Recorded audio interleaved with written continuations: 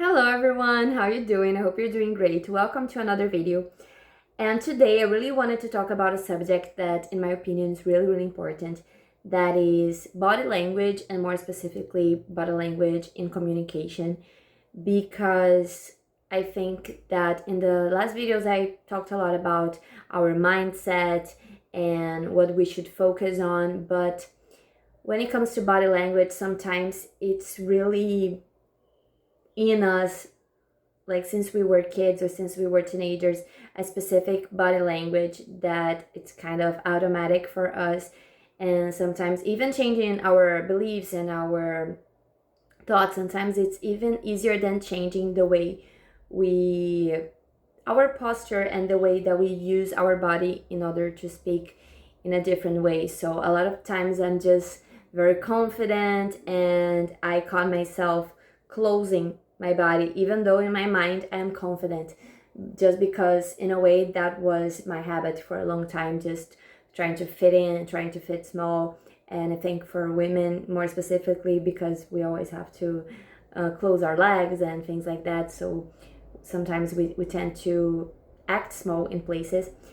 And body language is something really deep and really important, that when you start paying more attention to the way that you are sometimes closing your energy, and the way that sometimes your spine, your back can make you feel like that instead of like that, these small details, they make a huge difference when it comes to speaking in public and doing a video call with a client, and in pictures as well, because sometimes you feel like you have a good posture, but then you look at yourself in a picture and you're completely closed and you don't even realize, you're like, oh my god, how can I have this posture?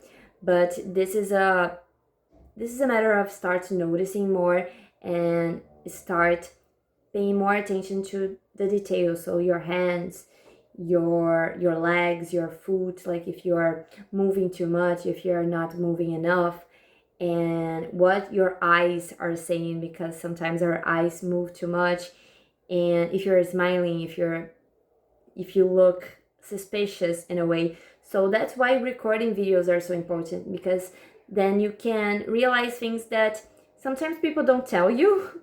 Sometimes people don't even realize, but it's important for you, if you're in this path of changing your communication for the better. It's important that you notice, because if you don't notice, you can't correct.